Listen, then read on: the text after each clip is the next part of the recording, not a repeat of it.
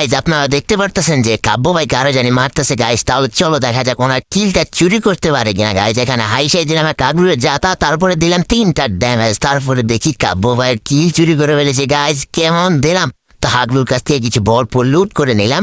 হাগলুর কাছ থেকে কিছু লুট করার পরে আমি এখন আবারও কি বলে কাব্য ভাইকে নিয়ে চলে যাব আরো প্লেয়ার মারার জন্য। নিচের দিকে কিন্তু আরো প্লেয়ার আছে, কাটল স্টোরের দিকে আরো প্লেয়ার আছে গাইজ। তাহলে চলো ওদেরকে মেরে আসা যাক। এখানে আসার পরে দেখি যে একটা ফাইট লেগে গেছে গাইজ। কারা কারা ফাইট লাগছে জানি না। আমি তো নাই ভিতরের দিকে যাইতে লিখলাম, দেখি আল্লাহু আকবার, মানে আমারই মাইকটা দিল ভাই, আমার কোনো সুযোগই দিল না। এগুলা কি মানা যায়?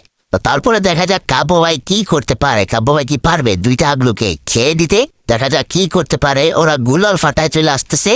হাগলু দিল যাতা, কি বলি কাব্য ভাই দিল একটা যাতা গাই।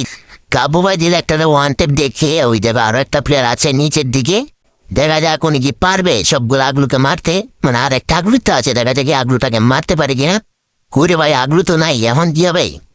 ও তো উনি আগলুকে খুঁজতেছে কিন্তু পাইতেছে না। তারপরে দিকে আগলু রিভাইভ দিয়ে যাইতে নিয়েছিল, আগলুকে খেয়ে দিয়েছে। এখন উনিও শেষ। জয় বাংলা, জয় বঙ্গবন্ধু, ভালো থাকবেন, আল্লাহ হাফেজ।